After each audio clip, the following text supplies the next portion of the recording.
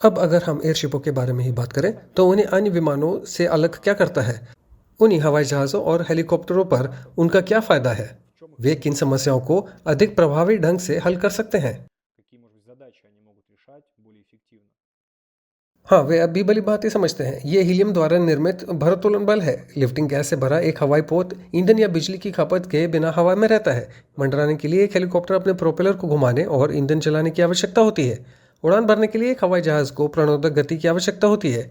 इसके लिए इंजन काम करते हैं और गति बनाई जाती है। और एक हवाई पोत यदि ये संतुलित है तो इसका मतलब है कि ये एक निश्चित ऊंचाई पर खड़ा है और इसे स्थिर करने के लिए न्यूनतम ऊर्जा की आवश्यकता होती है। यही चीज़ उसे अलग बनाती है। यह मुफ्त में हवा में हो सकता है और लंबे समय तक, है ना? हाँ, ये किसी भी हवाई तकनीक से ऐसी अनूठी विशेषताओं साबित होती है। हो सकता है कि वे 1, 2, 3 या 4 दिन, 1 महीना या संभवतः 1 साल तक लैंड ना करें। 1 साल ये पहले से ही बहुत अधिक ऊंचाई वाला समताप मंडलीय एयरशिप है। एयरशिपों का मूल्यांकन आमतौर पर उनकी वहन क्षमता या कितने घन मीटर के आधार पर किया जाता है।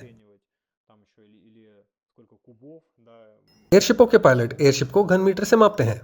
आमतौर पर जैसे कि हम कहते हैं वे इतने किलोग्राम या टन उठा सकता है। अगर हम बात शुरू करें छोटे डिवाइस से लेकर बड़े डिवाइस तक, तो इनका इस्तेमाल कहाँ कहाँ किया जा सकता है और इसके क्या फायदे हैं? आप हवाई जहाज या हेलीकॉप्टर द्वारा भी माल परिवहन कर सकते हैं। यह संभव है। हवाई परिवहन व्यवस्थित हो गया है।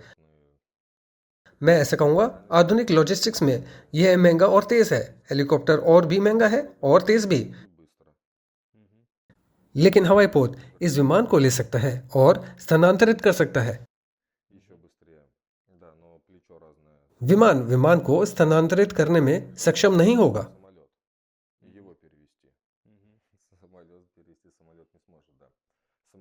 एक हवाई जहाज को बुनियादी ढांचे की आवश्यकता होती है। उसे हवाई क्षेत्र, रनवे इत्यादि की आवश्यकता होती है।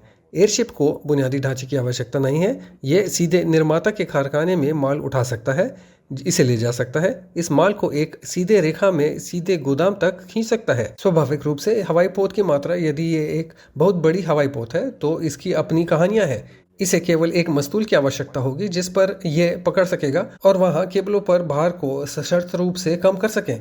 यानी एक ही गोदाम में एक छोटा सा हाई मास्ट और एक प्लेटफॉर्म होना चाहिए जहां इस माल को ले जाया जा सके। एक हवाई जहाज जहां नहीं जाएगा, हेलीकॉप्टर यह करेगा।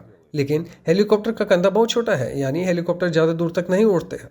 एयरशिप बहुत दूर तक उड़ सकते हैं। यानी कम से कम सामान्य कार्य करना सस्ता पड़ता है।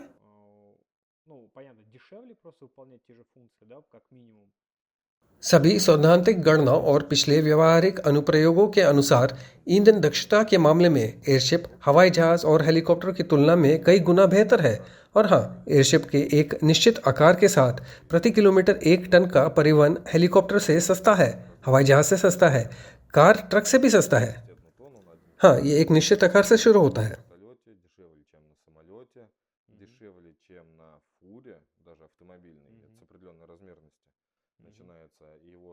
और यहाँ एयरशिप है जो 200 टन उठाने और ले जाने में सक्षम है। वे समुद्री परिवहन के बराबर है और ये ग्रह पर सबसे सस्ता है। लेकिन अब विभिन्न कार्यों के लिए ड्रोन का विषय बहुत लोकप्रिय है। हाँ, आपने छोटे से लेकर बड़े तक की बात की। हाँ, वे अनिवार्य रूप से ड्रोन के कार्य कर सकते हैं और वे पहले से ही ऐसे कार्य करते हैं। अफ्रीका में, मुझे ठीक ठीक याद नहीं है कि किस देश में, फ्रांसीसी के साथ मिलकर छोटे एयरशिप बनाए गए थे। वे 8 किलोग्राम या उससे अधिक का परिवहन कर सकते हैं। क्षेत्रीय केंद्र से गांवों तक दवाइयां पहुंचाई जाती हैं। ये परियोजना बिल्कुल हाल ही की है। हो सकता है कि ये 1 साल से हो, शायद थोड़े अधिक समय से। एक फार्मास्यूटिकल कंपनी ने इसका भुगतान करती है, इसलिए उसे खुद ने एक ड्रोन खरीदा या यूं कहें कि सेवाओं का उपयोग किया। उनका विस्तार होगा या नहीं, लेकिन 8 किलोग्राम से एक ड्रोन वहां नहीं उड़ सकता। एक एयरशिप उड़ सकता है। हाँ, ड्रोन के दौरान, अगर मैं गलत नहीं हूँ, तो उनके लिए 15 से 30 मिनट का समय लें। लेकिन देखिए, ये एक ड्रोन है जो क्वाड्रकॉप्टर प्रकार है। वहाँ हवाई जहाज जैसे ड्रोन उड़ेगा। खैर, विमान है, ठीक है। अगर हम बात करते हैं उदाहरण के लिए किसी चीज़ को बहुत कम दूरी पर ले जाना है, तो शायद हवाई पोत का कोई प्रतिस्पर्धी नहीं है अगर हम इसकी तुलना उसकी कार्गो या अवलोकन ड्रोन वाले ड्रोन से करते हैं।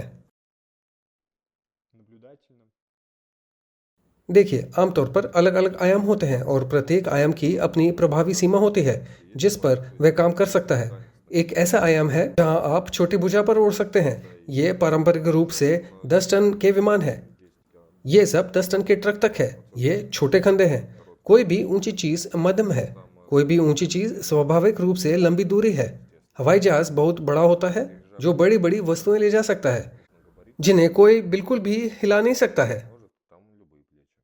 यहाँ तक कि इसे एक कारखाने से दूर कारखाने तक ले जाना भी कभी कभी एयरशिप को बुलाना आसान होगा।